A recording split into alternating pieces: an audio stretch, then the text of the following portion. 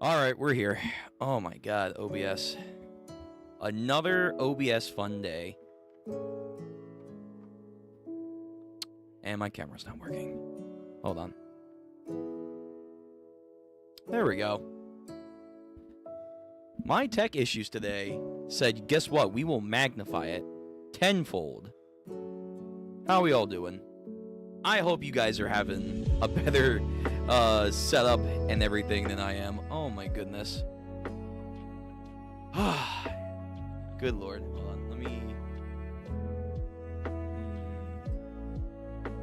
There we go.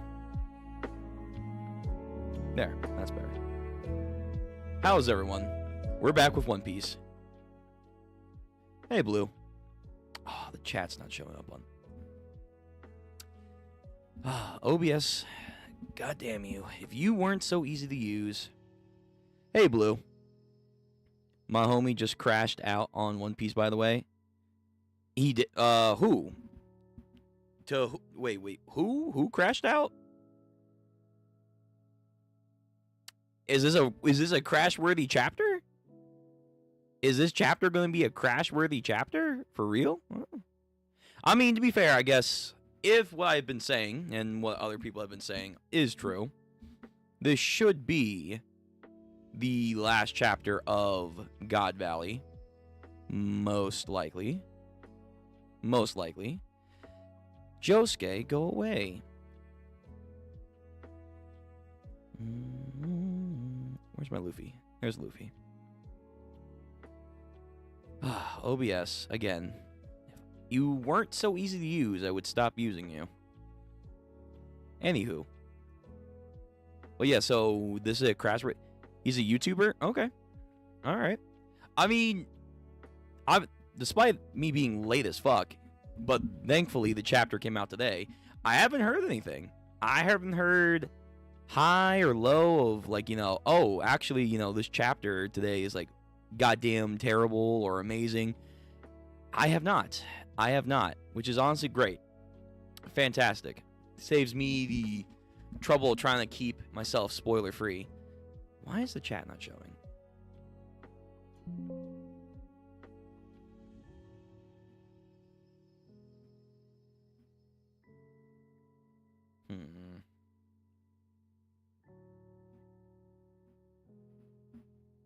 Chat's still not showing.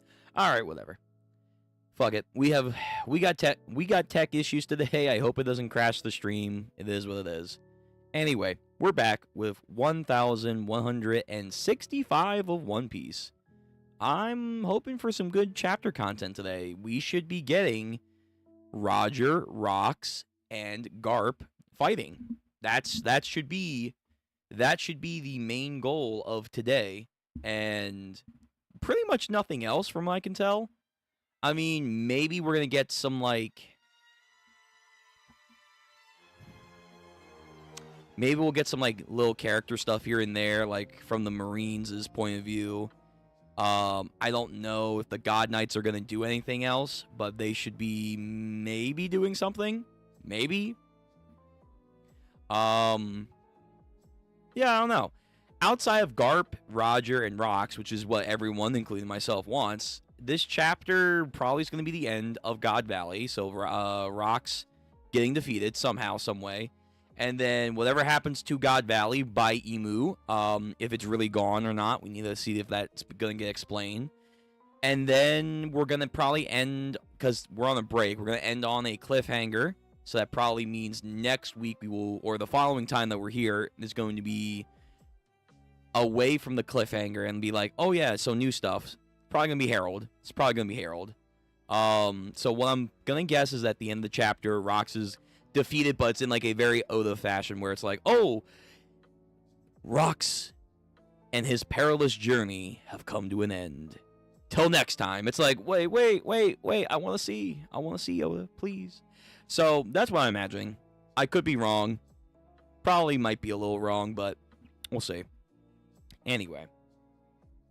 Can you see chat? I can see chat on like my second little thing I have set up. I cannot see on OBS. For whatever reason, my OBS is just not loading chat. And I'm just like, fuck. Yeah. That sucks. I don't know. Again, OBS, most of the time, works fine. It works great. Other times, man, it's like, it fights against you. It's like your own worst enemy. It's like, nah, I'm going to get you from the back. Brutus style to Caesar. It's like, oh, thanks. I mean, damn. Yeah, no, I saw that you said your homie, who is a YouTuber, he was crashing out over the chapter. And I said like, oh man, who's the YouTuber? I hope it's not someone I know. And then also, I'm trying to figure out like the idea of like what could happen from this chapter. Unless it's like agenda stuff, I don't know what would be a crash out thing from this chapter. Like, you know, again, it's gonna be hopefully a lot of fighting. So maybe it's some. I hope not. Maybe it's some Roger scandal agenda crumbling. Could be some Garp agenda crumbling. You never know. Emu maybe. Emu.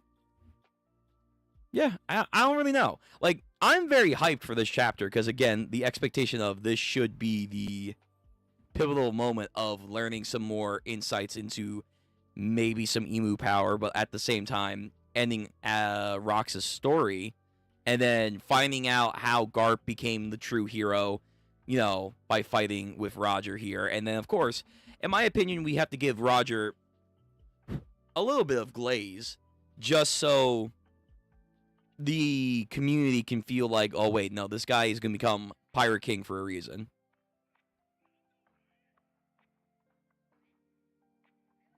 Can I check a video for a second? I don't think you're allowed. I don't think I can give you permission to post videos. But if you tell me the video title, I can look it up real quick before we start the chapter. I can do that. So if you want to type in chat, you know, I will see that and I can look it up real quick before we begin. Before we get into, hopefully, a good stream, despite all the tech issues. So yeah. If you want to do that real sec, Blue, go right ahead. I'm just going to get one last thing ready before I go into this chapter. His channel is Omning. Okay, let me see.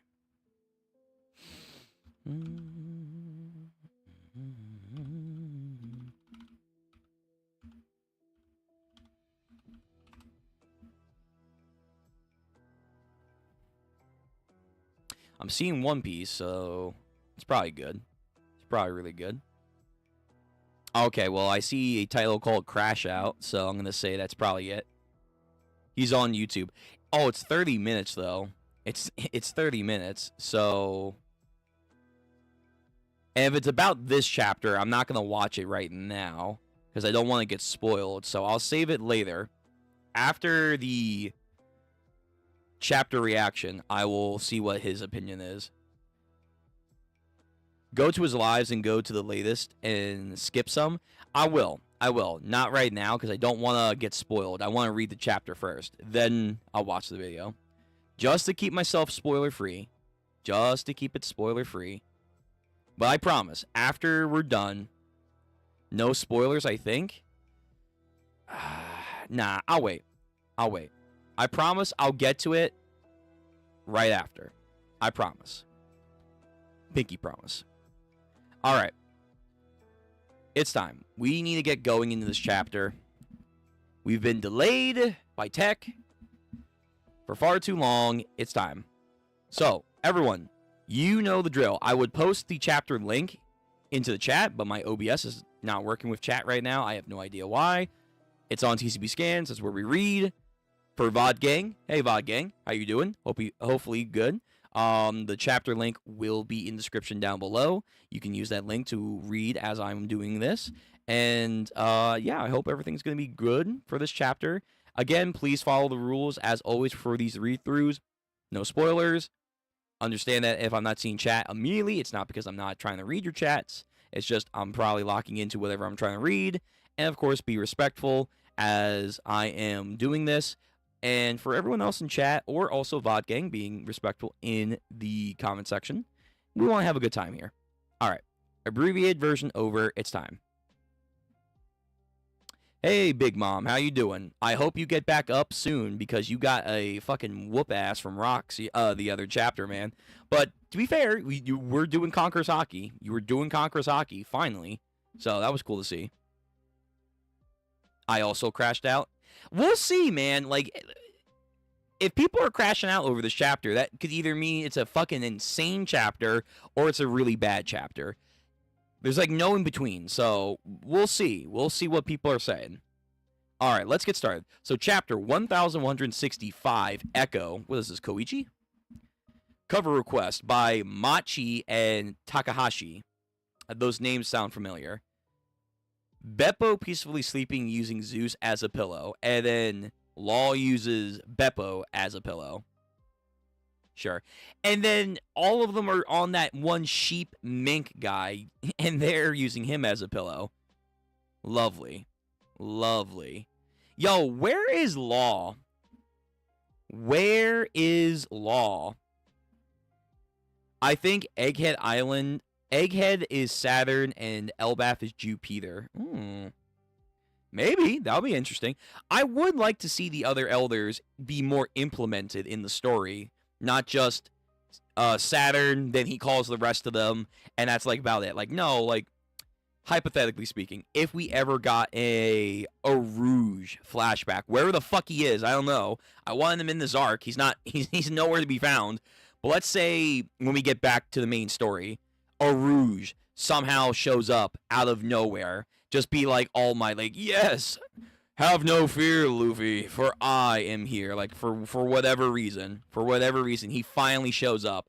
We get his backstory. I would like for it to maybe be included that, like, one of the elders, Jupiter, Marcus Mars, somebody had some interaction there. Because it fleshes out the world dynamic just a little bit more as well. That'd be neat. That'd be neat. But who knows? Yeah, maybe an elder will come down to Elbaf to help out Emu if they're struggling. But then again, they did say that the Holy Land is on fire. So it's like, if it's on fire and you are calling back the God Knights, at least Shamrock, it's like, would you want to send an elder to Elbaf? I would figure, strategic-wise, you want to keep all your forces where you need them, and then obviously Emu's there just to, like, take care of business, and then hopefully wrap it up in their mind. In their mind. Echoes Act 3. Let's kill the hoe. Yes. Because if Summers was really dying, Jupiter would definitely not stay silent and would teleport to Elbaf. I don't know. I don't know. Like, here's the thing.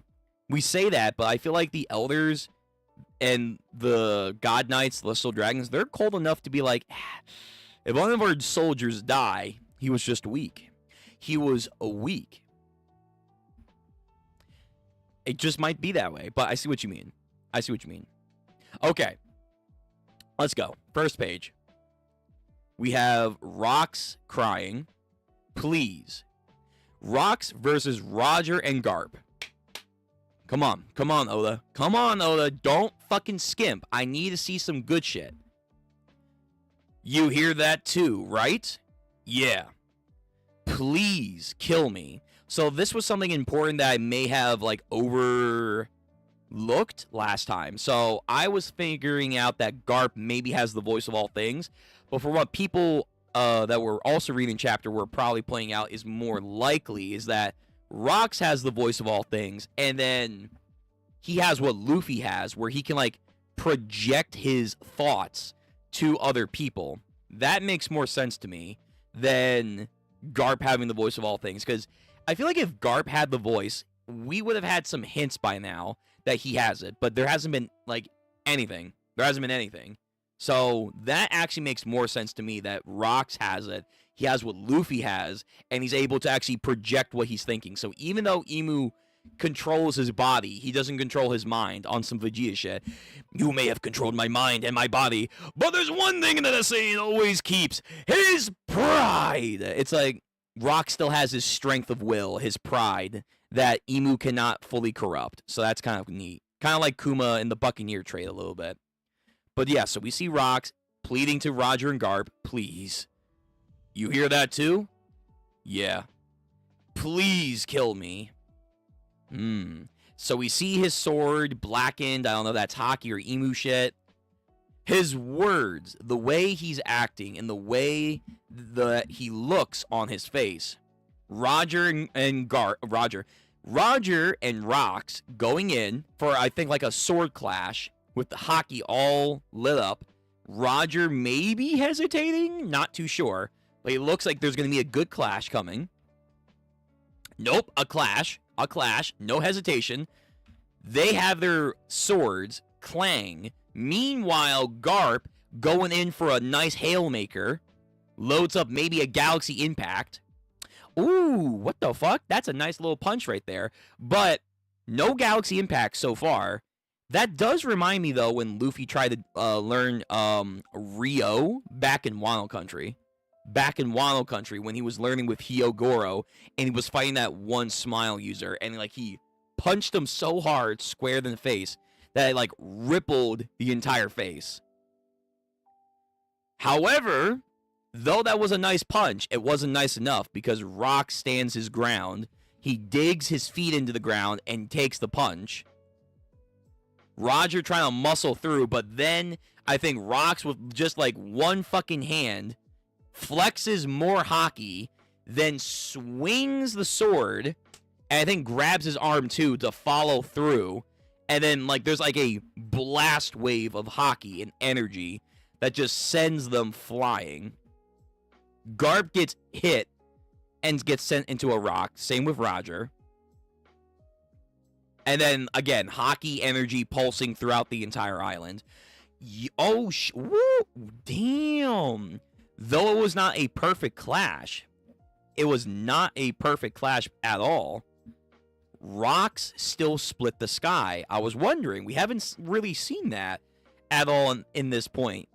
Rox can split the sky. That makes sense. Very nice. The sky is splitting. We've got to get out of here, or we're going to die. Silver Axe, we haven't seen you in a hot second. Let's steal a ship and get off this island. Huh? But what about Rox's ship? Dumbass, no one's going back. The Rox pirates are history, so you saw some of them that were loyal, some of them that weren't loyal. A shame. Hurry, everyone, to the coast. Vice Admiral Garp, can you repeat? I said get every survivor and Marine you can aboard the ship and cast off immediately. That sounds about right. Hey, Roger, what's going on over there? Get underway this instant. Rayleigh's group is aboard, right? Wait for me at the sea. Is like, what is he gonna do? Like skywalk over there? Knowing Roger, maybe he could do that. So his crew and Garp's crew are all ready to go. I'll make sure to make it back. That's actually some nice shit right there. First of all, with the visuals of Garp and Roger. Second of all, that reminds me very much of Luffy facing off against Katakuri, when he's in the mirror world telling Nami with like the transponder snail, don't worry, Nami, I'll be back. You just keep the ship nice and safe for me. That's nice. That's very good. Also, because they are younger, it does look like Luffy and Ace are fighting with each other one last time. It looks really good. That's very nice, Oda. Garp takes off the jacket, and so does Roger, so that's how you know we're getting serious. Hey, Rocks, Roger.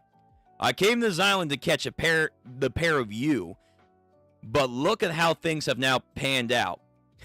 Well, all I wanted was to save Shaki and grab some treasure and bail. Want to call a temporary truce?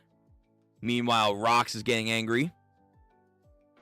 I can't say I'm thrilled with the idea, but we can't just leave him like this. True. And then Rocks, speed with a thrust, almost like he's Brook over here, just thrust the sword into the rock, crumbling it with Haki. But Garp dodges. Hey, Rocks. Yo, hang time. And then I think Roger goes to the left. Oh, are we going to see a new technique? New technique? Roger, please? Nah, no name. No name technique.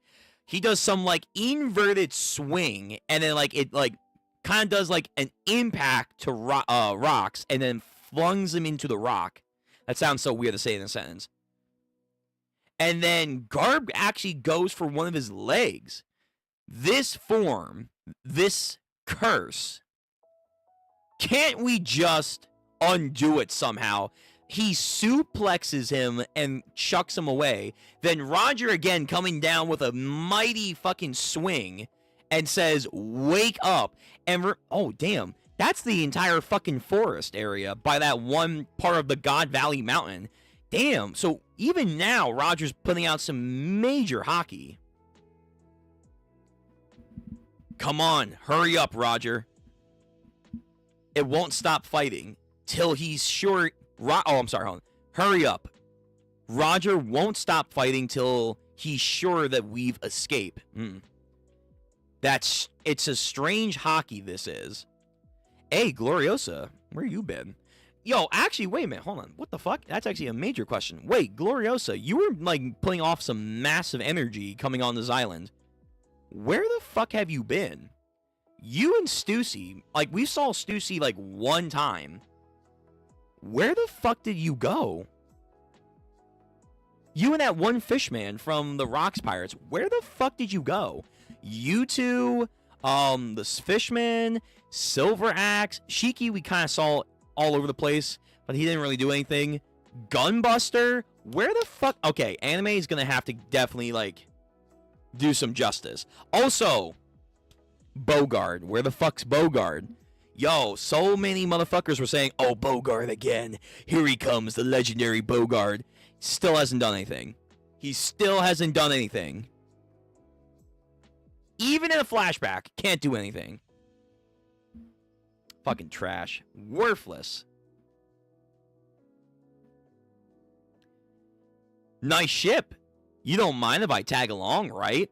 Gloriosa? Yo, Gloriosa saying, hey, I'm gonna catch a ride. You listen here, Kaido. Consider this a lifetime debt. You'll pay me back one day, mark my words. So there is the debt. Even though it does definitely feel like Oda, for sure, kind of twisted the context of the debt. There's the debt. Yeah, don't be stupid. You lost fair and square, Linlin. Now watch, I'm going to start a crew where brutality is the only law. You've grown bold, haven't you? But you'll never be able to beat me. Linlin, what are you doing? We gotta get going. Come on, let's load up some treasure. One day, I'll come to collect what you owe me. Sure, I'll crush you when the time comes. This context of them leaving off feels also very different. Because if you go back post-Wano Country...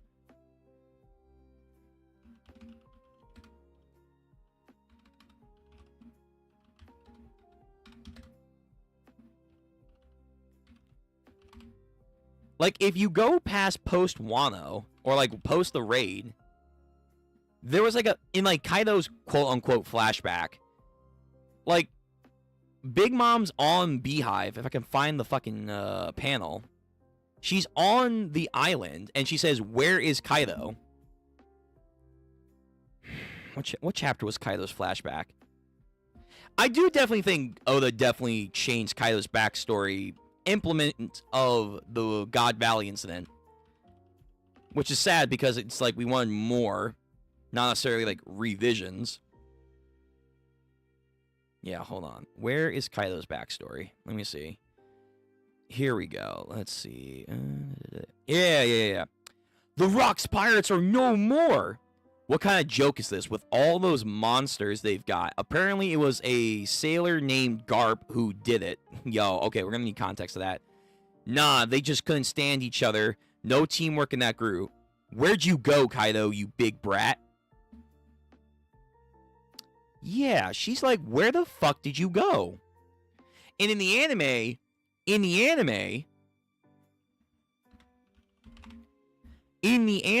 she makes like a whole fucking fuss of like, Kaido, like, where the fuck did you go? Yeah, I think Oda definitely, I don't know if forgot is the right word, but I feel like Oda definitely changed up the context of how this fucking flashback went with Kaido's perspective and all this shit. I don't know. It feels definitely different. Like, Big Mom, when she said you owed me a life debt, made it sound like she saved him. She saved him by giving him the devil fruit. Now it's like, no, she didn't give him the devil fruit and saved his life. He just fucking took that shit. And now, again, it feels like we're changing up the context of Big Mom is frantically looking for Kaido after the God Valley incident back on Beehive. But it's like, oh, but you guys made a deal to, like, part ways. Like, what the fuck? Oda. Huh? Huh? Hello? What the fuck happened? I don't know. Oda's weird like that. Back to the fighting. Rocks slams down Roger. The forest is still burning, of course. Whitebeard. Ooh, Whitebeard. What are you doing? Actually, let me zoom in a little bit. You broke that mountain, didn't you? Whoa. Oh, shit, agenda. Whoa, hang on a second. You broke the mountain, now didn't you? Newgate. So wait, the people that were saying that Whitebeard was the real person that broke that mountain in the last chapter when they collided and then it fell over. Wait a minute, damn, whoa. I mean, it's Whitebeard. He deserves his praise, but like, okay. I mean, I think Rocks could do that either way. Like, we literally saw him pre-demon slice half the island apart. I don't think, like, the fucking, like, big-ass mountain rock thing couldn't withstand him. But, wow, okay, so the people that said that Whitebeard was the one that broke that mountain last chapter, you guys were right. Apparently, whoever this person is, I don't know who they are, but I guess they're perceptive enough to say, nah, I saw you guys clash. You were the one who broke that mountain. On some Ichigo and Aizen shit. No, Aizen. The one who broke those mountains, that was my spirit energy. So, implying that Whitebeard, was he holding back? Was he feeling sympathetic? Okay. Not what I was expecting, but I'll take it. Interesting stuff right there. You broke that mountain now, didn't you, Newgate? And who are you? Looks like your crew's also breaking up as well.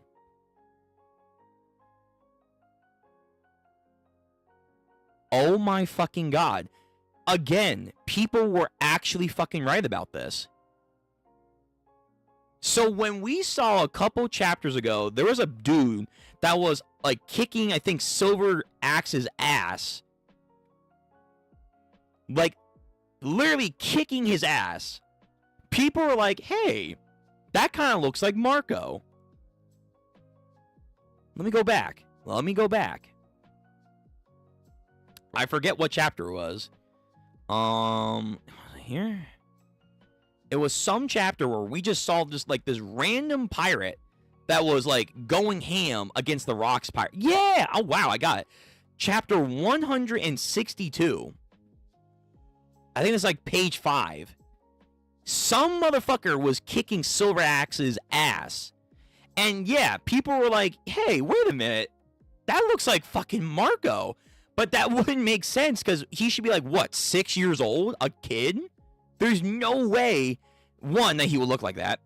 Two, that he's like actively this strong at that age. There's no way. There's no way. People were saying, oh, maybe it's the Phoenix fruit. Maybe he awakened it. That'd be kind of neat, but I doubt that. Like, why would you not use that at Marineford? Then people, of course, went the main route of, hey, well, that's his dad. And I was like, it could just be a background character that Oda just wanted to make it look like Marco. And to be honest, I honestly think that was probably the intent, that he genuinely was just like, nah, I'm just going to draw this guy this way. And then maybe his editors and assistants were like, whoa, Oda, is that Marco? Marco? No, it's his dad. It's his dad. Because that's what I'm imagining now. Because the guy in the fucking chapter here, the guy in the actual chapter now, looks like fucking Marco. It's like an older Marco. What the fuck? So I imagine this is his dad. The name's Graham. Captain of... Oh my god. Oh my god, bro. Oh, hell. Okay, so that was also a joke as well. If Marco's dad is his dad, what would his name be? Marco Polo. The Polo Pirates, Polo Gramham. So this is Marco's dad. He was, in fact, here at God Valley. A, beastly. 2, he interacts with Whitebeard. Awesome. 3, he was the captain of his own pirate crew that was able to fight against the Rocks pirates. That's impressive. That's really impressive. I'm sorry. Like, yo, what the fuck? What's your story? What's your story with Whitebeard? Now I'm curious. Did he die and then, like, he made a promise to take care of his kid? Kind of like with Kaido and Hakufuda, the one warlord that apparently Ace beat off screen, that had, like, I think a T-Rex fruit. Like, his kids are Page 1 and Ulti, and Kaido, like, said, yeah, I'll take him in. Did Whitebeard do something like that? Where Whitebeard's like, hey, if you die, I'll take care of your son. Wow. Holy shit. The name is Gramham, captain of the Polo Pirates. Polo Gramham. So Marco's name is Marco Gramham. Granham, whatever. Hey, I'm a big fan. Hey, he's a big fan of Whitebeard, and Whitebeard's still up and coming, man. That's cool. Damn, what the fuck happened to this guy? What the fuck happened to him? He obviously he died, but like, damn, he could have had this guy on his crew or something.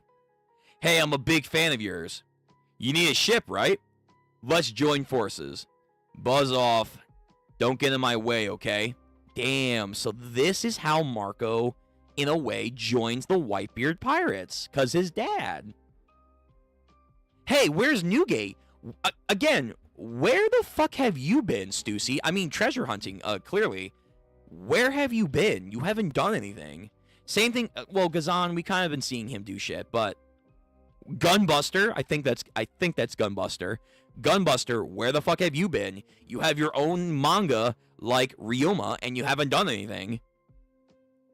Don't ask me.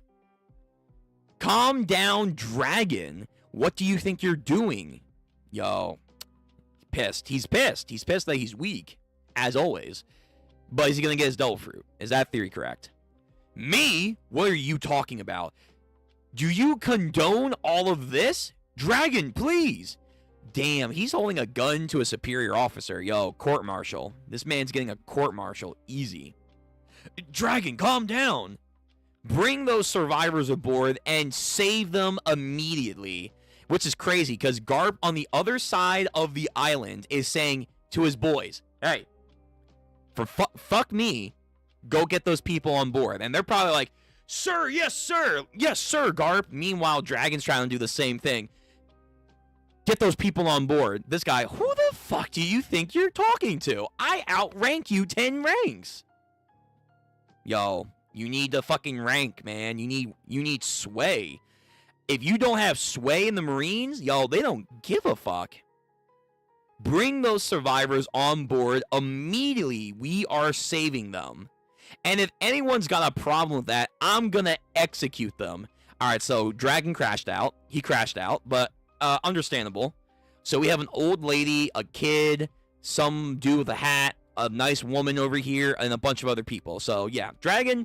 All right, so Dragon did one thing. He did technically two things. He saved Kuma, and then he saved these people by force. But Dragon's W's are not that great. This won't end well for you, Dragon. Bring it on. So I don't think anyone actually knows if Dragon is Garp's kid. So I guess that's not alluded to, because that guy would definitely be in trouble. Where are you going, Rayleigh? Gabon. Hey, don't follow us. Just sail the boat out to sea and wait there. So, of course, the right hand, the left hand, future king of the pirates at this time, Rayleigh and Gabon are not leaving their Sencho behind. They're not leaving him. That's some good shit. Rayleigh got his woman back on the ship, and then he says, babe, wait right here. I'm going. Gotta go get my brother. Gotta go get my dude. Same thing with Gabon. I like that. That's some good shit right there. Zoro and Sanji would absolutely do the exact same thing if it was Luffy. This island, world government ship. What the fuck? So, okay. Okay. So, he did take over Saturn's body. He can do that. So, the Gunko theory, I guess, is kind of dead. Kind of dead. Maybe she's like the only one of the God Knights, but Saturn is fully taken over with Imu. We see it in the eyes, silhouetted out, just like Gunko now. So she's not special in the sense of she's the only one. Others can do it too, but maybe she's the only one in the God Knights. Maybe. Why? Who knows? But he did in fact take over Saturn's body. That island never existed. Is that clear? Are you gonna wipe it out? Like, what the fuck are you gonna do? West Blue. The records kept by G11 and Cypher Pole 6. Who the... Okay. Concerning the top secret levels and a special mission on God Valley are sparse. The names of those participants of the human hunt were all purged from history. Little record is actually kept regarding the site of the incident known as God Valley. Every information regarding the island's whereabouts, its size, the population, have all but been purged. The number of casualties remains to this day unknown. And they brought down the other rock. They brought down the other part of God Valley. Good lord. So it was purged. It was purged. Information-wise, I don't know if they did a Lelouchia Kingdom, but this then also goes into the fact that Shanks says he's been to his hometown, which should be God Valley.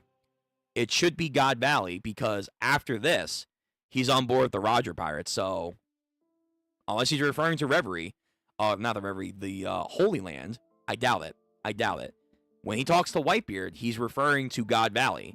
So somehow, he's found the whereabouts of God Valley. So in their clash, Roger, Garp, Huffin' and Puffin, and the demon that is Rocks, he is bleeded. He is bleeding right now. Did you know the government had ties to that black monster? Thank God they finished that sentence. Seems like an affront to justice. So I think that's Roger asking Garp. Honestly, Garp is learning a lot of truths to this day. Listen, I'm with you there. That's crazy. Garp's learning so much shit, and he still stayed with the Marines. He still stayed with the Marines. Roger again. Wheeze. If you want to leave the Navy, man, you should join us. God, whoa. Holy fuck. God, oh my. Yo, that's a what if video right there. Roger offered Garp a place on his crew. What if Garp said yes to joining Roger's crew? Oh my god. It's like people that wanted to... It's like back in the day. It's like 2013, 14, 15. People like dead ass wanted Smoker to join the Straw Hat pirate crew. They were legit like, yeah, let's have Smoker join. That's insane. What if Garp joined Roger? I mean, he probably would have had he would have had definitely like one of the strongest crews in history. He would have had he would have had himself at some point at peak condition before he fell off. Rayleigh, Gabon, Garp probably would have been even stronger if you can argue that. Oden, depends if you count Douglas Bullet, maybe. Like damn. And then future Shanks. Hell no. If I quit now, who'd protect the Marine? Really? Dude, the Marines don't need to be protected. They need to be re-educated. The people that need to be protected are the fucking civilians. Garp, what are you fucking talking about? What are you talking about? The Marines need to be protected? Again, I see the comments, by the way, or in chat. I'm going to get to them after the chapter. I'm just trying to speed my way through. Garp, what are you fucking talking? I get like what they're trying to do. Garp, that's so dumb. That's so fucking stupid. Hey, Garp's down. Meanwhile, Roger's standing. Just saying. Just saying. A little toxicity right there. It's all about the mass, Garp. It's all about the mass, Garp. Mass? What are you talking about? Ooh. Whoa. Okay, you guys get full screen on this because this sounds like it's going to be important dialogue. This sounds like it's going to be important dialogue. In fact, I'm actually going to zoom in. Yeah, wait a minute. Hang on. I'm surprised. Are we actually going to go into the information for this? I figured we weren't going to get this until we get back to real time with Luffy and Gunko Emu. Hang the fuck on. It's all about that mass, Garp. It's about that mass. About that mass. No trouble. Mass, what are you talking about?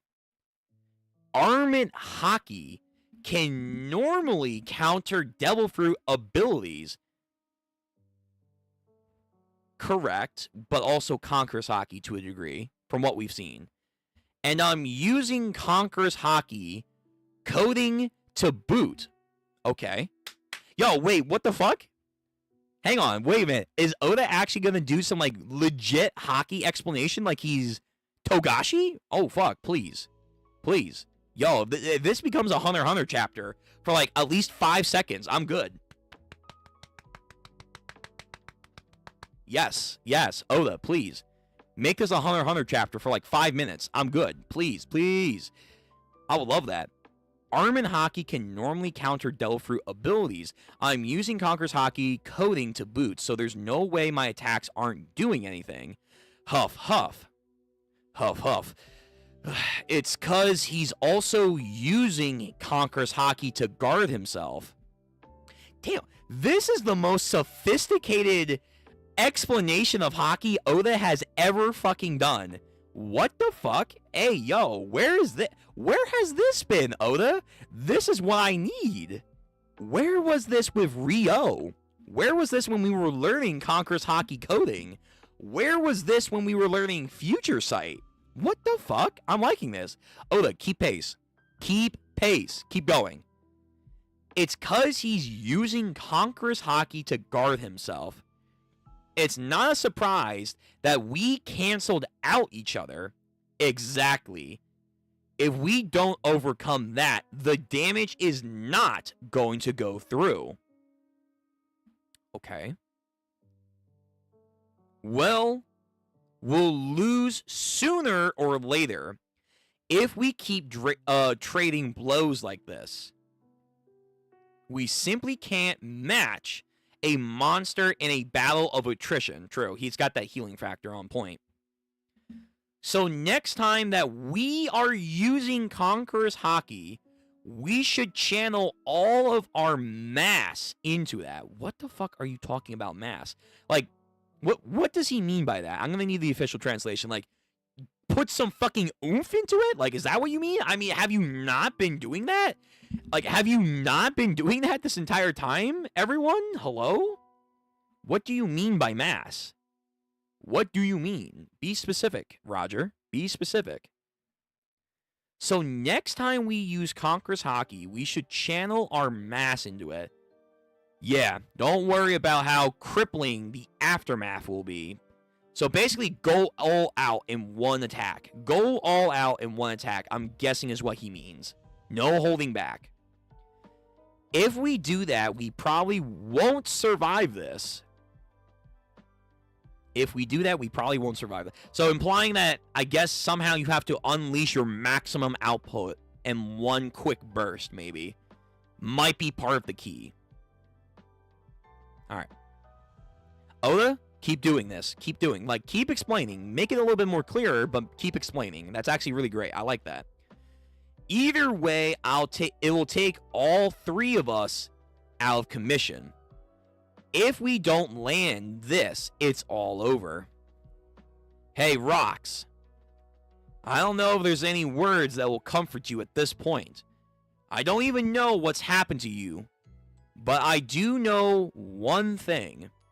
Meanwhile, Rocks is still crying. He's still injured, by the way. He lost a tooth. I can feel your frustration. Hey, goddamn, even Roger's feeling it too, like the emotions. This is no time for tears, you dolt, okay? He's trying to hold back his tears. Kagu Suchi. Oh, a new technique. Here we go. Kagu Suchi is the Shinto god of fire. He has so much fucking religion shit. His techniques are constantly about religion. The Shinto religion and Buddhism. What the fuck is that, Garp? So Roger's swinging his sword in like a circular fashion. Garp his fist the same way. Infinitum? Hold on.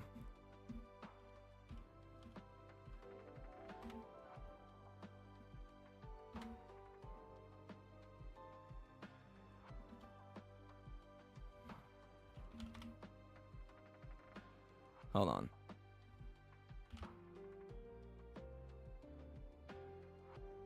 Please. Come on. Google, help me. How you pronounce this? I'm trying to find the speak. Infinitum. Infinitum? That's a word? What the fuck? No. Huh? Infinitum? That sounds like something I would say as a pronunciation. Oh, God. Damn you, Google. Every other word you bring up with, like, the goddamn text-to-speech. I guess not infinitum. Ad infinitum. Ad infinitum. It is infinitum, I think. Infinitum. Infinitum. What the fuck is that name? Infinitum. As he continues to cry, Rocks. His attack name is Ace? Oh, that's kind of savage. I like that, because his sword is named Ace. Kagu Suchi. So, God of Fire Ace. Oh, wow. That's really cool. Infinitum Explosion. Like he's doing some weird fucking Gatling gun. And is his hands on fire? What the fuck? Garp has some weird Gatling Red Hawk? How the fuck did you get that? And then also Roger has some massive explosive hockey that pierces rocks. So Garp just punches so many holes in him, and Roger just absolutely tummels through him with force. Like, this is Big Mom's Ikkaku sovereignty. What the fuck? Okay. So, actually, hold on. I actually might be on point with this because this does look like a Gatling. Obviously, name is Ace. In a weird way, it is kind of like Luffy and Ace versus someone. Yeah, he's doing this on purpose. He's doing this on purpose. Okay, so some weird Ace and Luffy shit before they were even born. Before they were even born. Okay, Oda. All right. I mean, that's kind of makes it better, but it is kind of like, wait, what the fuck? Garp, you have some weird fire Gatling shit? Since when? The world government tried their best to bury the incident in the shadows. However, the disbanding of this chaotic crew, led by the once Rox D. Xebec, aka Rox D. Davy, would leave an undeniable echo, chapter title. The Rox Pirates disabled an entire era, and the tremors of their legacy would continue to shake the world to this very day. A legendary incident uncovered. So I think I was right, because that's where the chapter ends. We have a break next week. So this is how we end off God Valley. So it looks like I'm probably right. Outside of maybe seeing Roger and Garp get away, maybe, or they're already off the island and it's been days later, the next time we come back with a chapter, I think Oda's going to cut away. I think he's going to cut away to herald the rest of the world that is aware of what was going on there, because there's no news coups. They're going to keep this under wraps. Those who are aware of what was going down on that island are probably going to be like, what happened? Where is Rox? Where is so-and-so? Yep. So this is more likely than not the end of Rox D. Xebec. It's a cool combination move. It really is. I'm still kind of confused on the explanation that Oda's trying to give. I think we're going to get, hopefully, a better explanation with Luffy and Emu on Elbaf. But Oda is starting to set up the information, which is good. Right now, they're just saying, hey, hit him really hard with everything you got on some Dragon Ball Z bridge against Meta Cooler over there. If you say hit him really hard, I swear to God, I will kick you in the dick. We could hit him hard together. Like, that's unironically kind of what's going on right now. But there is a cool little nod to Ace and Luffy with this combination work. So I do like that.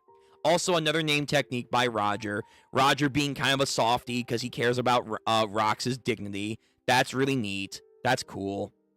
And then again, this is how Rox is most likely going out, because they kind of sort of figured out the details, how to beat someone like him, and just knocked his ass away. Very cool. Very, very cool. Okay, let's quickly go over the chapter. Again, like, you know, just go through like some Cliff Notes style. Then I'm going to go over the chat. I'm also going to, like I promised, I'll watch that video. I'll watch the video of your guy, Blue, if you're still here, of your guy's crash out. I want to see what people are apparently crashing out about. So we start off again with the fight. Rox and Roger and Garp doing their thing. Oh my God, these names. Rox pleading with Roger and company. And of course, Roger can feel it. He's kind of like, damn, I don't want to really do this if you're going to act like that. But Garp's like, we got to do it. They do some nice combination work.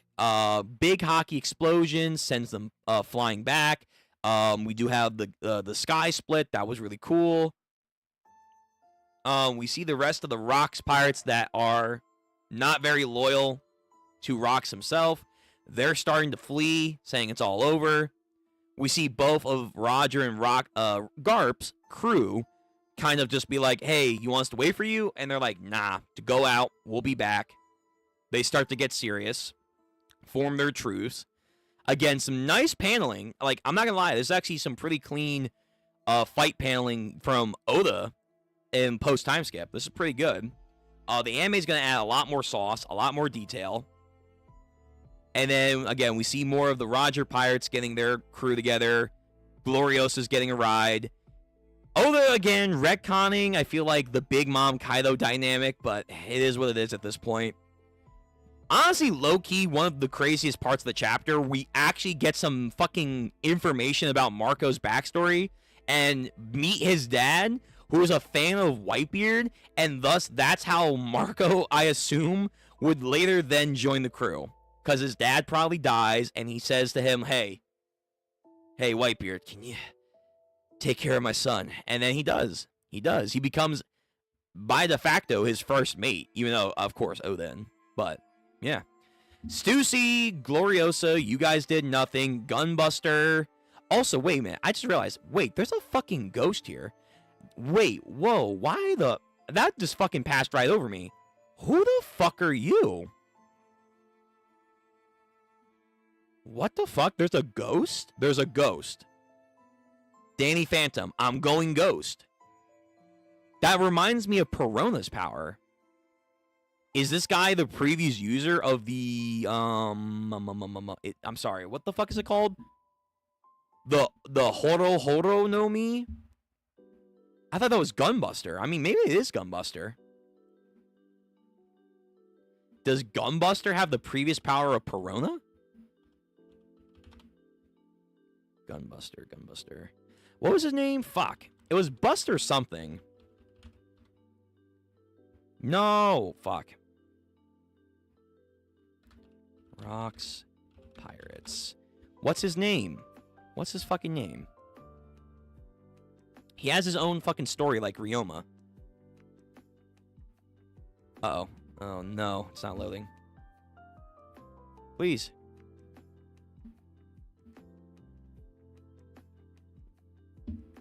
Gil Bastard. I thought it was Gunbuster. No, that's him. That's fucking him. That is definitely Gil Bastard.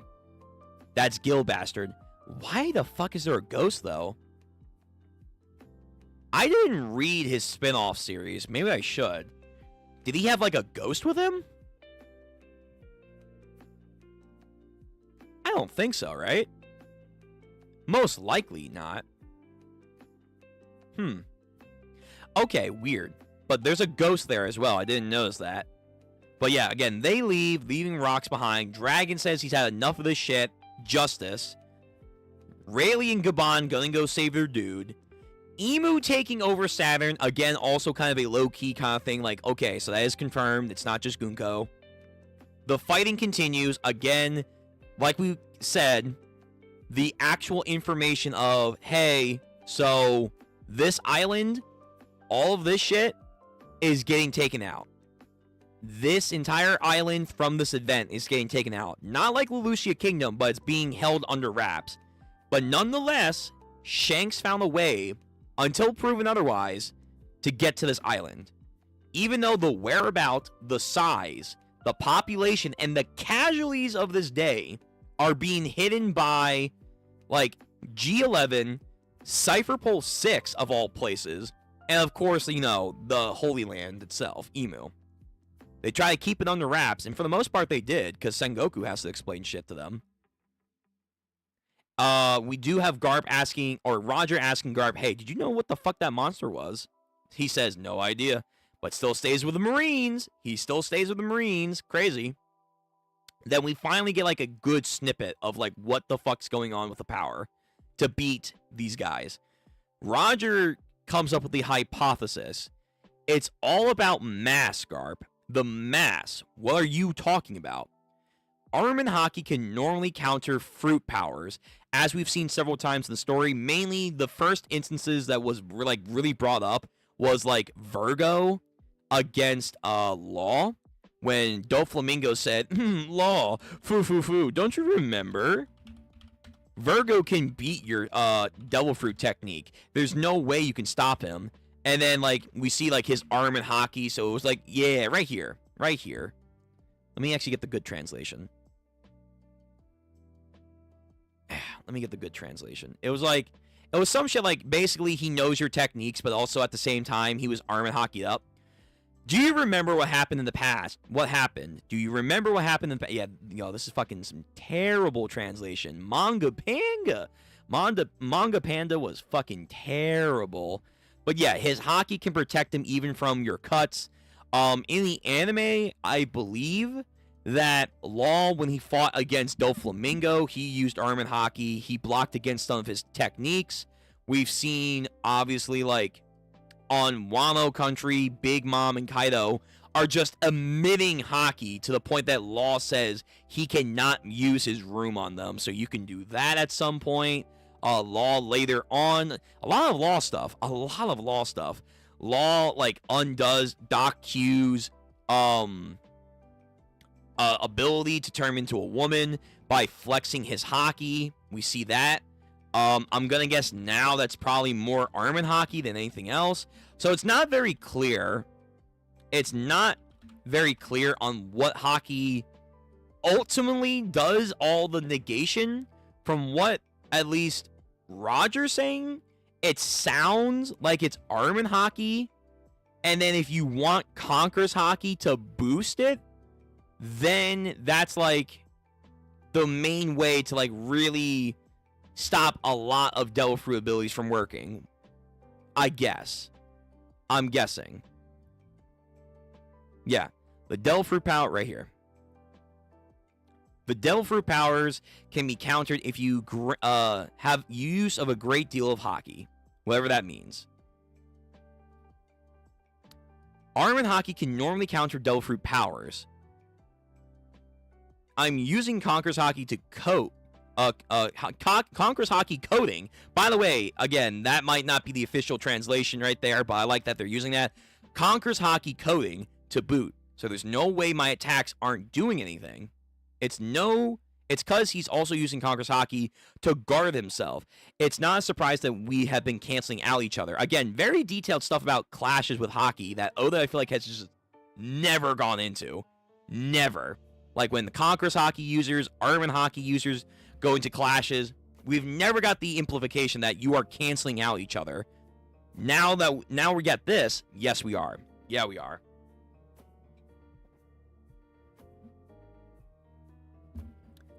Exactly. We don't overcome that damage. It won't go through. We'll lose sooner or later if this keeps trading, blah, blah, blah. We can't stay in a match. So next time we use Conqueror's hockey, we should channel all of our mass into it. Yeah, don't worry about crippling, about how the crippling aftermath will be. Basically, go all out. Seems to be one of the answers, supposedly. And again, they feel bad for Rocks. Like, this is not how they wanted to, like, face him and beat him, but they're going to do it nonetheless. We get another cool Shinto-named attack from Roger. Garp's doing some weird fucking infinity space shit again. Luffy and Ace parallels over here. And it looks like Rocks is finally out of the picture and the battle is coming to an end. It's coming to an end. But the legacy of Rocks lives on in one way or another. Interesting. Okay, I'm going to read the comments, and then I'm going to do that video real quick to see. So let's see. I left off. So I asked earlier if this is actually a hype crash out or a bad crash out. So Blue, you said it was bad. Honestly, it's crazy for me. I don't think anything in this chapter is inherently bad. I don't think, at least, but let me hear your guys' opinions. Echoes at 3. Because if Summers was really dying, Jupiter would definitely not stay silent and would teleport to the island. Again, we talked about that. I don't really know. Blue, I would say One Piece has never been this bad. It's never been this bad. I beg to differ. Like, I don't really know what's going on, why people are saying that. I'm going to hear that guy's opinion that you linked me. This is fine. This is good. Yo, trust me, I was reading week to week during Whole Cake Island. I was reading somewhat week to week during Dressrosa. I was reading week to week during fucking Wano Country. Nah, we can definitely go worse. We can definitely go worse. I think that's a bit of an exaggeration there. If One Piece live action had 5 elders, which actors would you choose to play them? I have no idea. I'll be honest, if we ever get to the point of the 5 elders, they'll just have to pick some random actors. They're gonna probably pick some no ones. Like, just straight up, like, hey, you want to do a role?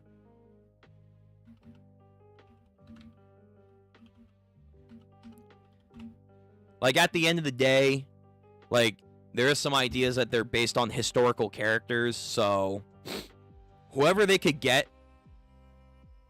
to play the role that kind of looks like them, just get them. So, like, get someone maybe more Japanese to play Nusjuro. Some nice European, again, maybe a European, maybe a Russian for him. Someone with a thick beard with Marcus Mars. And again, another, like, old dude to play Saturn. No idea.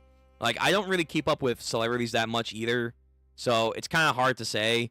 And by the time we get to the Elders, the first technical appearance is post-Crocodile from Alabasta, as we're going into Skypiea, if I remember right. Yeah. Yeah. So 20-something years ago, man. Crazy. This is about Crocodile being defeated. Yeah, so this is post-Alabasta. So this is post-Season 3. Maybe they'll spoil us a little bit and, like, give us a little bit more Elder stuff. Maybe. Maybe. To hint for the live-action guys.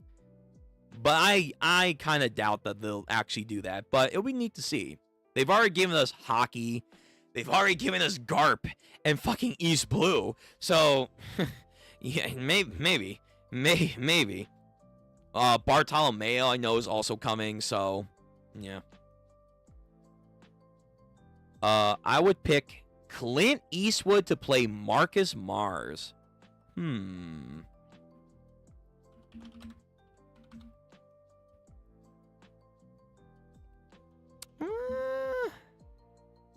Honestly, if you shave his head, he actually looks more like Nusjuro. Yeah, actually, unironically, yo, get this guy in some robes, shave his head, and give him a goddamn katana. He basically will look like Nusjuro. Because he does kind of look a little bit more on the skinnier, wrinklier side. Which kind of fits Nusjuro way more than Marcus Mars. Like, Marcus Mars, you're gonna need a dude with some fucking Gandalf beard over here. You're gonna need some, like, good either actors with some nice facial features, or you're gonna get some good makeup artists in there. Nah, I think if you had to pick Clint Eastwood, which would be kind of wild, he should play Venus Juro. Sorry, my homie called me. The one on YouTube that crashed out. How far are we into the chapter? We are now over. So whenever you posted that. But yeah, let me see this. Let me see the crash out. I'm gonna pause you. Let me see this crash out.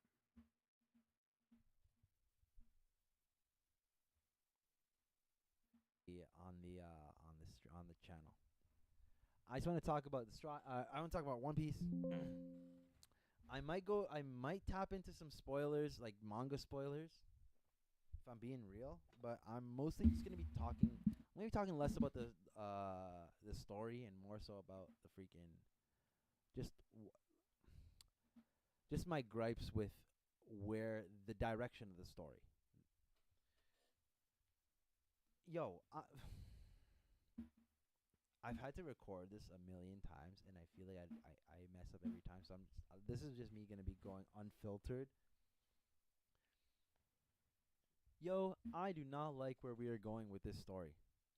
It is, as a person who's been paying attention to One Piece for, I'd say, majority of their life now. It's been more than half of my life, yo.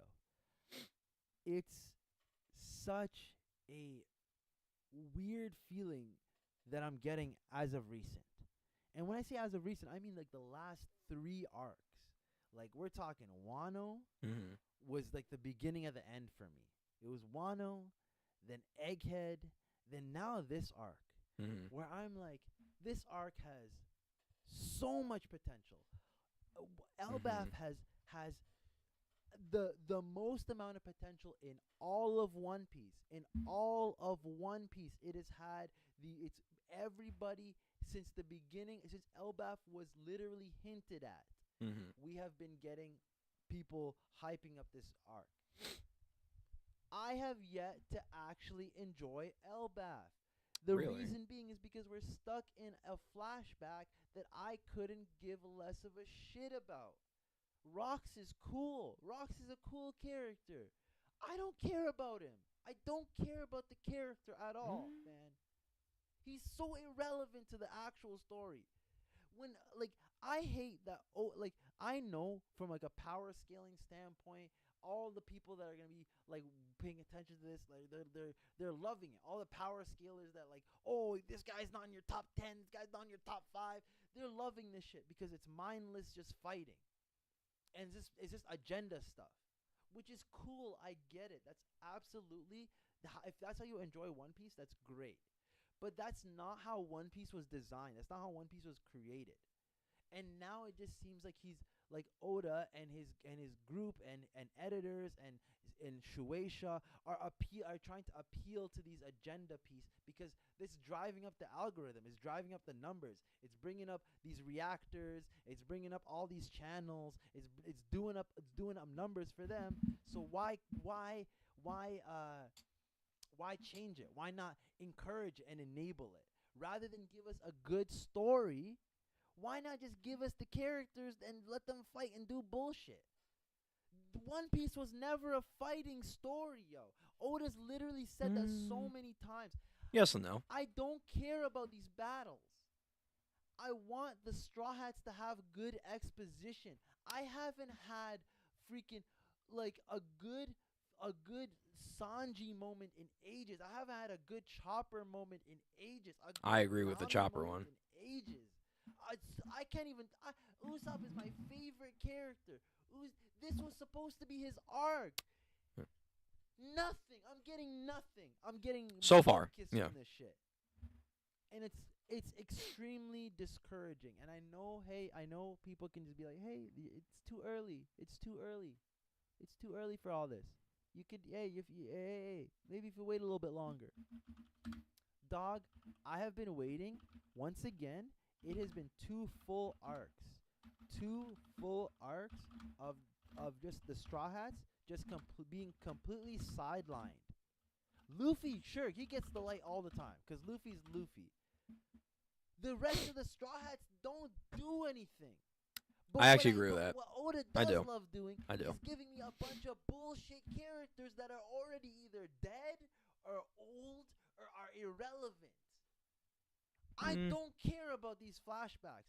We went to the God Valley flashback twice in 2 different arcs, yo.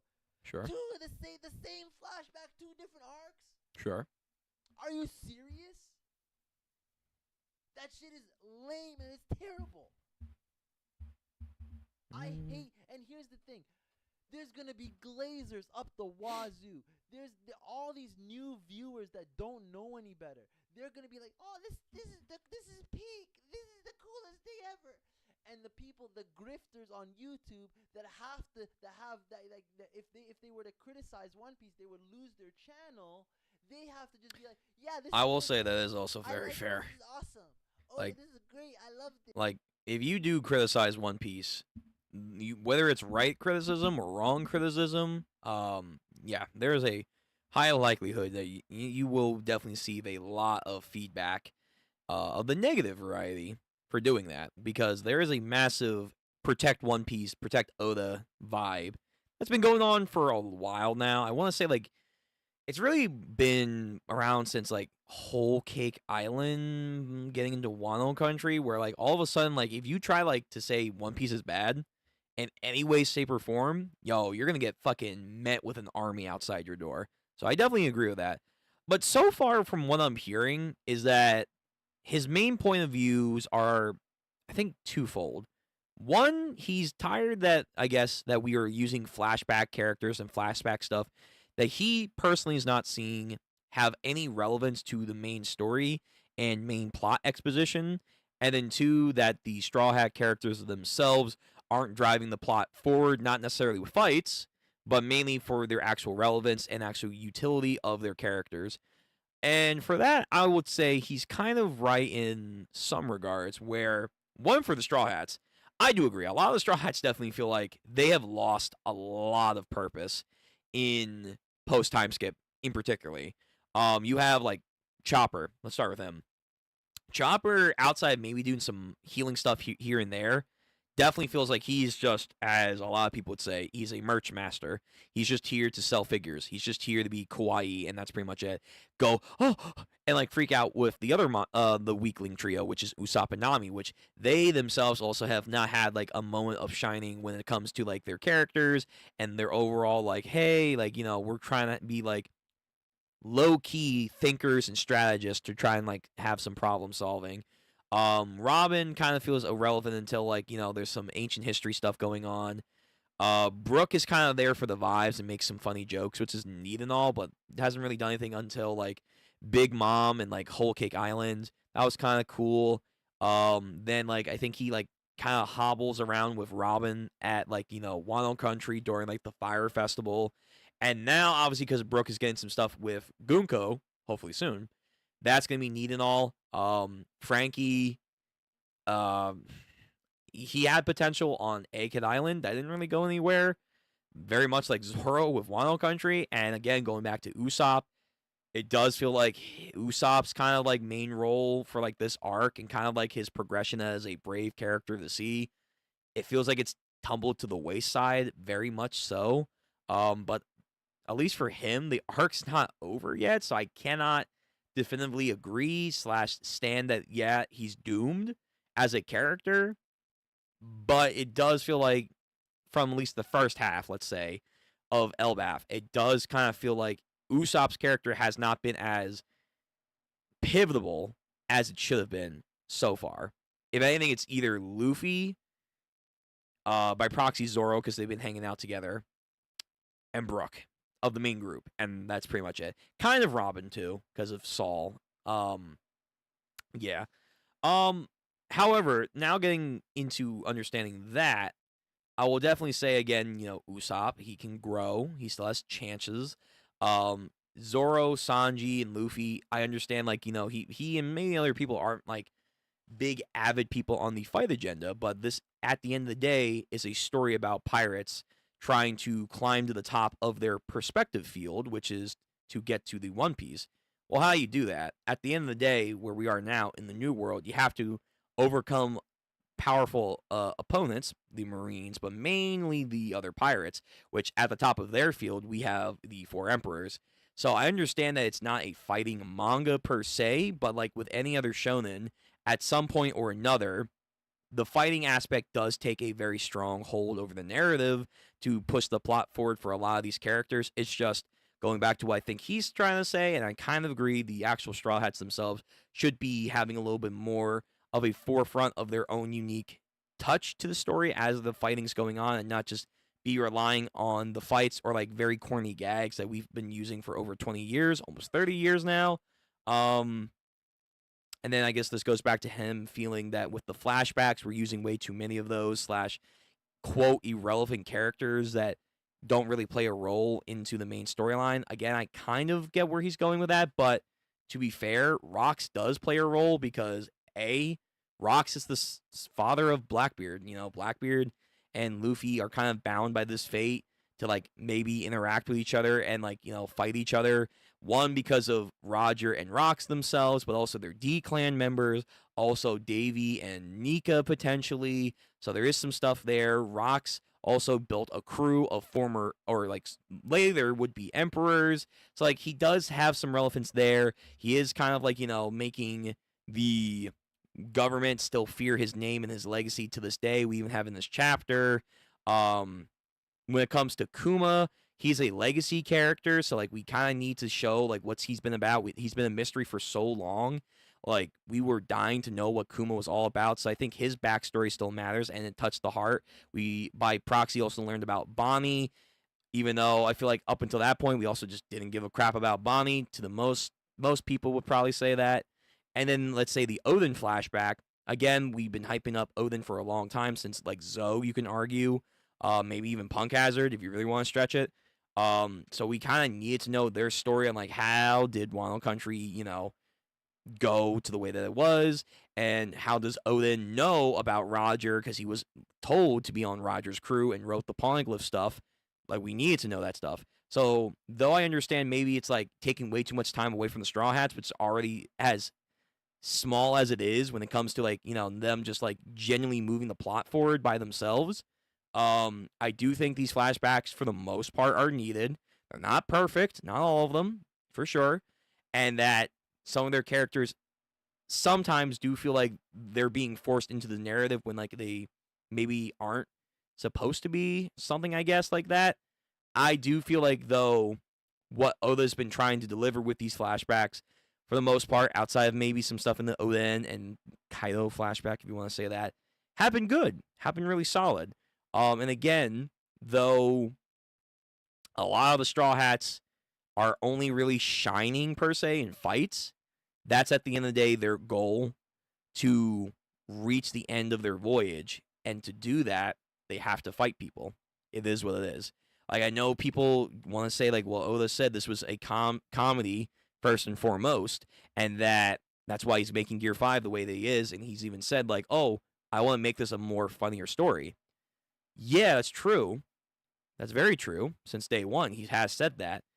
But he's also exclaimed, like, hey, the reason why the story has also taken long, outside of his world exposition, he's had to put obstacles for the main characters to fight. He said that, like, hey, I have to focus on fighting now because, remember, if you guys don't know, One Piece was supposed to end not too long after Arlong Park. What he originally was going to do is have all of East Blue end with Arlong Park. Then we were going to go into the Four Emperor saga and, like, get introduced to the Four Emperors, maybe have, like, 4 arcs dedicated to them, and then I guess maybe fight the world government afterwards, and then get the One Piece, and that was it. So, like, unironically, kind of like we have today, maybe One Piece would have ended at, like, 200, maybe 300 chapters. Maybe 300 chapters. Like, One Piece was, I think, supposed to be a 5 to 10 year manga. It was not going to go any further than that.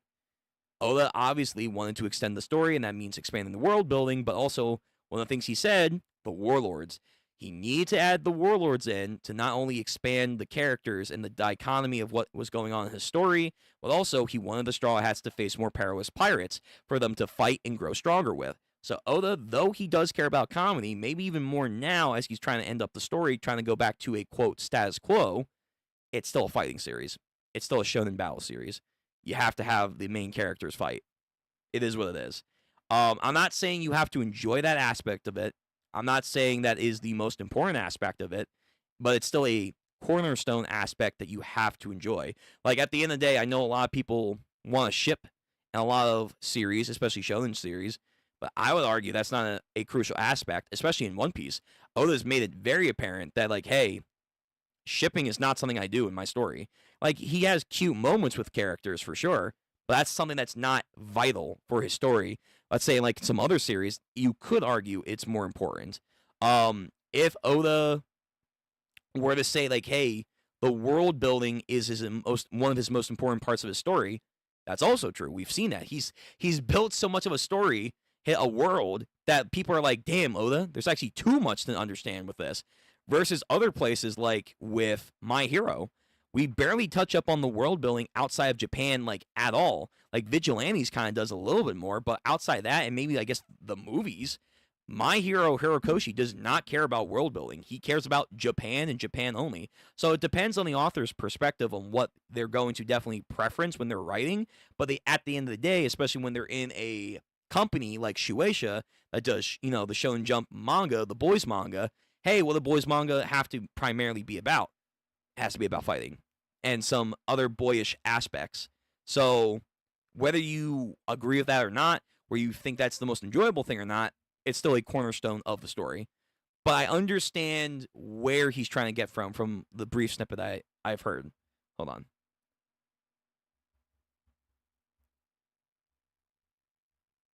Okay.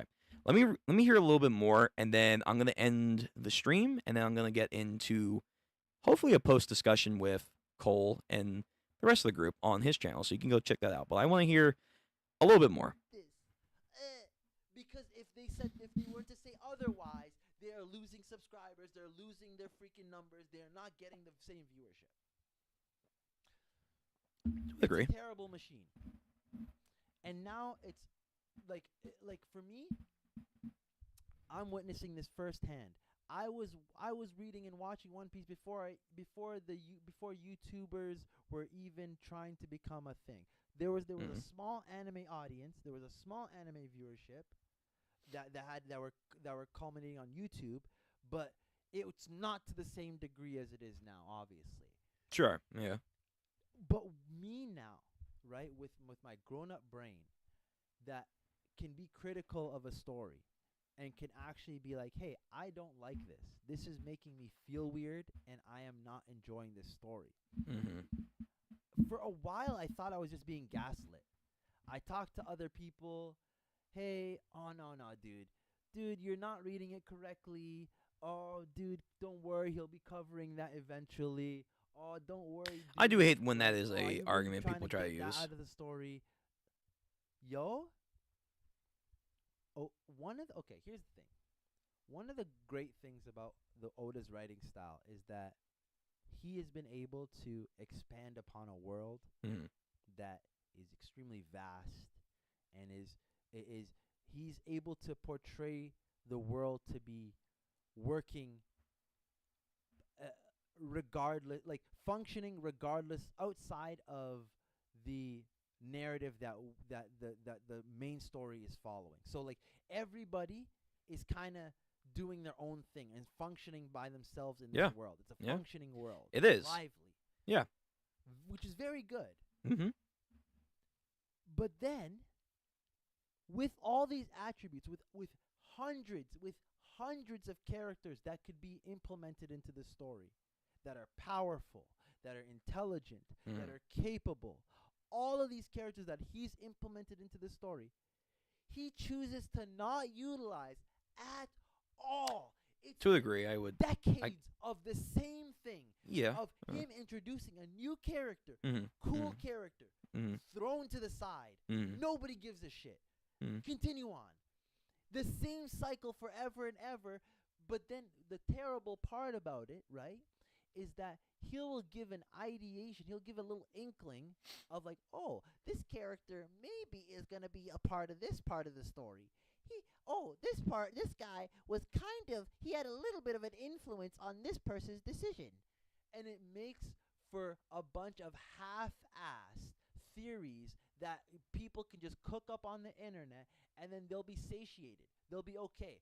Oh, I can make up a random theory in my brain. I'm okay now. When in real life, the story that you're actually reading is hot garbage because he's not implementing any of the things that he could have implemented, even though the person that's theorizing these things could think about these stuff easily. And that gets me to my last point. And I don't want to start yelling too much. I know once again, I'm crashing out. This is some of the most frustrating, the most like blood-boiling experience that I've had in the last few weeks. Like just reading One Piece has been like it used to be my comfort read. It used to be my comfort watch. It is becoming the ultimate just watered down fucking garbage, yo. It's frustrating. Once again, as a person, this majority of my life, I've been reading and watching One Piece. more than half of my life. I'm 28 years old, yo. It's absurd. And now that it has a bunch of new fans and a new fan base and it's That's a true. growing Mhm. the growing Mhm. globalization of One Piece, I understand the impact and I love it. I love One Piece for that. But at the same time, I am realizing how exploited it's being. It's being milked dry. It's being freaking pulled. The teat is being pulled to to the utmost extent, and it is nothing but discouraging. A lot of these characters in One Piece didn't exist. If you told, Sure. if I promise you, if you said to Oda, like, hey, did Shamrock exist No. 5 years ago? I promise No. you, it's Well, maybe 5. And the reason being is because, for obvious reasons, there was a narrative, there was a story that Shanks was going to be doing something. It was either going to be Shanks dying, Sure. or Shanks getting injured, or Shanks sacrificed, or Shanks was going to be a bad guy. Something was going to change about that character, right? But then Oda, since he knew that, hey, this story is going to be progressing for quite a long time. I want this story to keep on going. I want the fan base to keep on milking this cow, right? I want this cash cow to keep on running. He's like, hey, I'm going to make a twin for this character. Here's the deal. A twin is a cool tool, right? It's an absolutely great tool that you can implement in a lot of different stories. But when you implement a twin of a character that was introduced in the very beginning of the story, the first chapter, the first episode, right? And then 25 years later, almost 30 years later, you bring about a twin brother. There's no way you thought of that. There's no way you thought of that. I will definitely agree with that. Again, we do know characters that are definitely just characters to kind of jump the timeline further for Oda. Again, the Warlords are a prime example. He's literally come out and stated, I think in an SBS, where, hey, the reason why one of the reasons why One Piece is the way it is right now for its length is because of the Warlords. The Warlords were characters he did not initially think that we were going to be characters, because we were going to go in the Emperors. We were after Arlong Park, believe it or not. We were going to go into the Emperors. The Warlords were introduced to drag out the story initially. And then from there on, Oda obviously expanded the story even more. We got Skypiea, we have races, we have a bunch of other pirates, we have world government people, all that stuff. And I agree with his statement, like, hey, not every character is planned from the get-go. Like, I've said multiple times where I feel like if you look at what we have now and what they're doing, the Elders and the God Knights, and then you go back in the story, realistically, it's like, wait a minute. I understand the Admiral thing when a Celestial Dragon gets hurt. That is kind of like a show of military force and that we will not stand for this. But realistically, hey, if a Celestial Dragon gets hurt, shouldn't a God Knight go down there and do something? Like, we know they're mobile. Why would you not? For something that's against them, they should, hey, summon the God Knights, and they go on missions. Why the fuck you wouldn't send them? Or, like, the Elders, like, hey, you have Cuddy Flam, the guy who supposedly has the blueprints to Pluton. Spandam was hyping up to goddamn the Elders. Remember that shit. Spandam literally talked to the Elders in Water 7 and said, hey, I might have the blueprints to one of the ancient weapons in my possession. They said, bet, cool. And then on top of that, they got Robin, the last survivor of Ohara. You would not think, like, hey, you know what? Maybe we should go down there. Just saying. Like, yeah, no pirates ever breached Annie's lobby in 800 years. But this is Robin of Ohara, the last survivor who knows stuff about the ancient history, the poneglyphs, and that the Elders themselves had to annihilate Clover with, like, them on the transponder stand, like, hey, Buster call. And then you have now Cuddy Flam, the goddamn last survivor of Tom, who also is the gatekeeper of the blueprints of Pluton, an ancient weapon. Do you think maybe an Elder or a God Knight wouldn't be required in retrospect to go down there to make sure, that Emu and the company of Emu get that? Like, no? CP9? CP9's okay with this? Like, yeah, Aokiji was supervising, but he wasn't even there. He wasn't even there. I don't know. Like, to that extent and other, moments and characters, I do agree. When you look back at it, it's like, yeah, Oda, I don't understand how these characters kind of haven't done anything more. Another person I would say is like Shiki. Shiki exists in the story. He's a canon character. We're now seeing more of him, but it's like his legacy in current day is kind of like nowhere. It's nowhere. I don't know why. He's nowhere. No idea. But I get what he's trying to say about Oda kind of like doing a similar formula over and over and over and over and over and over again, where it's like, hey, new character that's going to take spotlight in this arc, when it's like we have a bunch of legacy characters that are kind of just waiting in the wind. Like, how many people wanted Mihawk to have some relevance in Wild Country? The land of the sword. Mihawk, the world's greatest swordsman. Would you not think like he would be mentioned there at all? But apparently he's not. Mihawk, the world's greatest swordsman, as far as we know, has never gone to Wild Country because no one talked about him. Don't know why. It's just weird. Like that stuff does it crops up more often than not, especially in the post time skip. And it's like, whoa, what the fuck? And another reason why I, don't like One Piece or not One Piece, Wano Country, and other characters have issues with Wano Country, and it goes into what my guy over here was saying.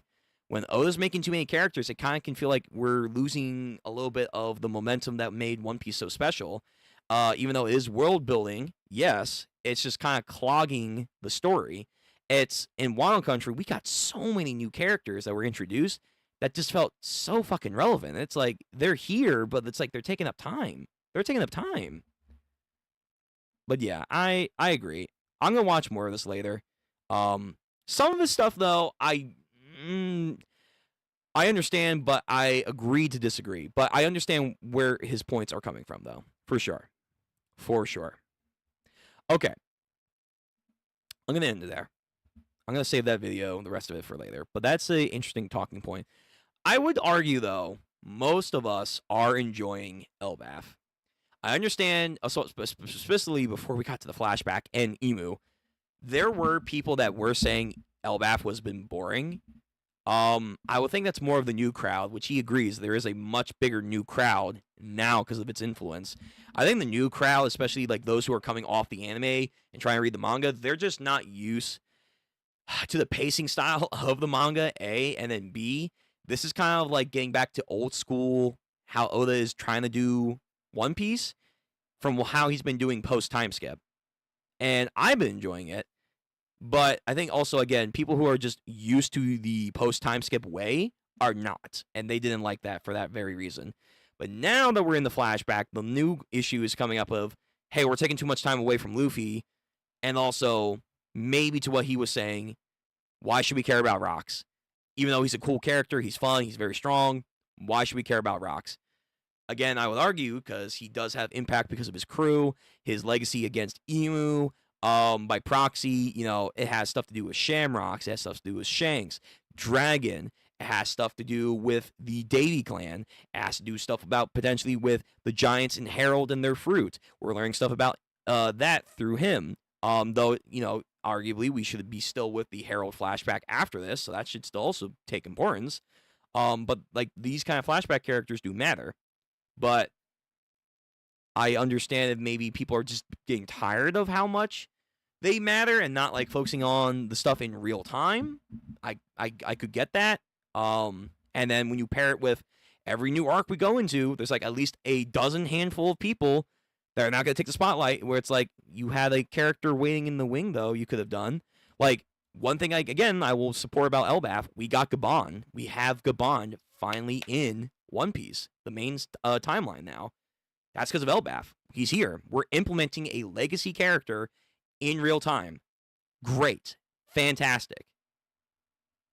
So, it's a give and take right there. It's a give and take. Okay. I'm going to go. If you want to see more of me, I think the discussion on King of Lightning's channel is still happening on Twitch. Go check it out. I'm gonna go in there, hop in, and see what they're saying. But yeah, break next week, so no One Piece, but Bug Ego, hopefully. And then we're gonna probably finish the last chapter of Burn the Witch, and maybe we will do another chapter of something. I don't know. We'll see. Maybe we'll start something new. Maybe. Okay. Everyone, hope you have a nice night. Take care of yourselves. Stay hydrated. Stay hydrated. I'll see you guys on the next stream, which should be Sunday, Each the Witch, and JJK.